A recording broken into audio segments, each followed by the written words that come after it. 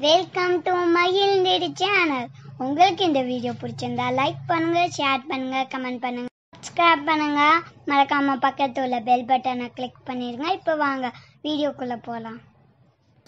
கோதுமை அல்வா செய்கிறதுக்கு 1 டம்ளர் அளவு கோதுமையை எடுத்து நல்லா தண்ணியில் கழுவிட்டு ஒரு 10 மணி நேரம் ஊற வச்சுருங்க.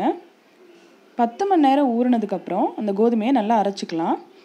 இப்போ இந்த அரைச்ச கோதுமையிலேருந்து நம்ம அதோட பாலை மட்டும் வடிகட்டி எடுக்க போகிறோம். இதில் நீங்கள் இன்னொரு முறை கூட தண்ணி சேர்த்து நல்லா அரைச்சி அந்த பாலை வடிகட்டி எடுத்துக்கலாம். பார்த்திங்களா, நம்மளோட கோதுமை பால் இப்போ ரெடி ஆயிடுச்சு. இதை ஒரு 1.5 மணி நேரத்துக்கு அப்படியே நம்ம ரெஸ்ட்டில் வச்சிடலாம். அப்படி வைக்கும் போது இந்த மாதிரி தண்ணி தனியாக வந்துடும் மேலே. அந்த தண்ணியை வடிகட்டி எடுத்துருங்க. அந்த தண்ணியில் ஒரு புளிப்பு ஸ்மெல் இருக்கும், அதனால் நல்லா இருக்காது.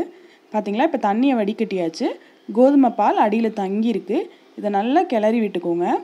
இப்போ இதில் நம்ம நிறைய தண்ணி சேர்த்து தான் கோதுமை அல்வா செய்ய போகிறோம். நம்ம இதில் எந்த அளவுக்கு தண்ணி சேர்க்குறோமோ அந்த அளவுக்கு நம்ம அல்வா கண்ணாடி மாதிரி வரும்.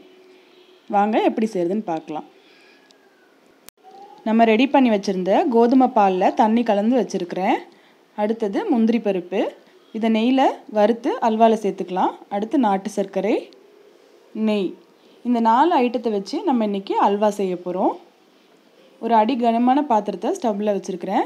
நீங்கள் நான்ஸ்டிக் தவா கூட யூஸ் பண்ணிக்கலாம். அல்வா நல்லா ஒட்டாமல் வரும். இப்போ நம்ம கோதுமை பால் மற்றும் தண்ணி கலந்த கலவையை இதில் சேர்த்துக்கலாம். அடியிலலாம் நல்லா கலந்து விட்டு சேர்த்துக்கோங்க, இல்லைன்னா கெட்டி பட்டுரும். நல்லா கலந்துக்குங்க. இதில் நம்ம இன்னும் கூட கொஞ்சம் தண்ணி சேர்த்துக்கலாம். நல்லா தண்ணி சேர்த்துட்டு இதை கைவிடாமல் நல்லா கிண்டணும். எப்படியும் இந்த அல்வா செய்கிறதுக்கு 1 மணி நேரம் வரைக்கும் ஆகும். அதனால் இது நல்லா கைவிடாமல் கிண்டிகிட்டே இருங்க. 15 நிமிஷத்துக்கு அப்புறம் பார்த்திங்கன்னா இந்த அளவுக்கு திக்னஸாக வந்திருக்கும். இப்போ நம்ம நாட்டு சர்க்கரையை சேர்த்துக்கலாம். நான் இன்றைக்கி இந்த கப் அளவுக்கு 3 கப்பு நாட்டு சர்க்கரை சேர்க்க போகிறேன். உங்களுக்கு எந்த அளவுக்கு இனிப்பு சுவை வேணுமோ நீங்கள் அந்த அளவுக்கு சேர்த்துக்கலாம். நாட்டு சர்க்கரை இல்லாமல் நார்மல் சுகர் சேர்க்குறவங்க இந்த கலர் உங்களுக்கு வராது. இந்த கலர் வரணுன்னா நீங்கள் சுகரை கேரமல் பண்ணி சேர்க்கணும். அதுக்கு ஒரு 2லேருந்து 3 ஸ்பூன் சர்க்கரையை எடுத்து தண்ணி எதுவும் சேர்க்காமல் நீங்கள் ஹீட் பண்ணிங்கன்னா அது மெல்ட் ஆகி உங்களுக்கு இந்த கலருக்கு வரும். நீங்கள் அது சர்க்கரை சேர்க்கும் போது அந்த சுகர் கேரமலையும் உங்களோட அல்வாவில் சேர்த்துக்கோங்க. அப்போ தான் உங்களுக்கு இந்த கலர் வரும். நாட்டு சர்க்கரைங்கிறதுனால நம்மளுக்கு நேச்சுரலாகவே இந்த கலர் வந்துருச்சு. இப்போ இதை நல்லா கிளறலாம். ஃப்ரெண்ட்ஸ், இந்த வீடியோவில் நாங்கள் ஒரு இன்ட்ரெஸ்டிங்கான கேமிங் செக்மெண்ட் ஆட் பண்ணியிருக்கிறோம்.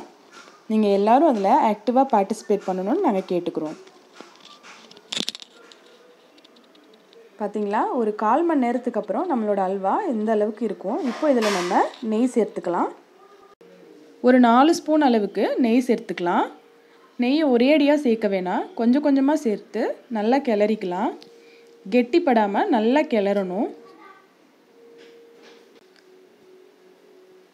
15 நிமிஷத்துக்கு அப்புறம் நம்மளோட அல்வா இந்த கன்சிஸ்டன்சியில் இருக்கும். இப்போ மறுபடியும் நெய் சேர்த்துக்கலாம். நெய் சேர்த்துட்டு இதை நல்லா கிளறணும். நெய் சேர்த்துட்டு கிளறும் போது பார்த்திங்கன்னா நம்ம அல்வா நல்லா ஷைனிங்காக இருக்கும். பார்த்தாலே உங்களுக்கு தெரியும். பார்த்திங்களா எப்படி இருக்குன்னு.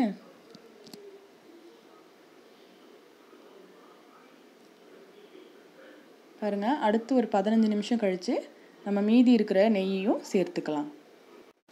சேர்த்துட்டு நல்லா கிளறுங்க.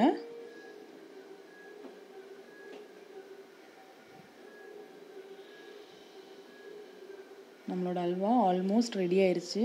பார்த்திங்களா எப்படி வந்திருக்குன்னு. அல்வாவை இந்த மாதிரி கரண்டியில் எடுக்கும்போது அது கரண்டியில் ஒட்டாமல் கீழே விழணும். அப்படின்னா நம்ம அல்வா ரெடி ஆயிடுச்சுன்னு அர்த்தம். இப்போ இதில் நம்ம நெய்யில் வறுத்து வச்சுருக்கிற முந்திரியை சேர்த்துக்கலாம். முந்திரியை சேர்த்துட்டு நல்லா கிளறி விட்டுட்டு இறக்கிற வேண்டியது தான். வாவ், பார்த்திங்களா நம்மளோட அல்வா ரொம்ப சூப்பராக ரெடி ஆயிடுச்சு. இப்படி ஸ்பூன் போட்டு அதை நம்ம எடுக்கும்போது ஸ்பூனில் ஒட்டாமல் அது கீழே விழணுங்க. பர்ஃபெக்டாக செஞ்சுருக்குறோம். சுவையும் ரொம்ப நல்லாயிருக்கும். கண்டிப்பாக நீங்களும் ட்ரை பண்ணி பாருங்கள். உங்களோட கமெண்ட்ஸை எங்கள் கூட ஷேர் பண்ணிக்கோங்க. வாங்க நம்மளோட கேமிங் செக்மெண்ட்டுக்கு போகலாம். ஸ்க்ரீனில் நாங்கள் 3 இமேஜ் கொடுத்துருக்குறோம். இந்த 3 இமேஜையும் நீங்கள் கனெக்ட் பண்ணிங்கன்னா ஒரு இன்க்ரீடியண்ட்டோட பேர் வரும். இது என்ன இன்க்ரீடியண்ட், அதை நீங்கள் எவ்வளோ நேரத்தில் கண்டுபிடிச்சிங்கன்னு எங்களுக்கு கமெண்ட்ஸில் தெரியப்படுத்துங்க. உங்கள் எல்லாரோட பதில்களுக்காகவும் நாங்கள் வெயிட் பண்ணிகிட்ருக்குறோம். நன்றி.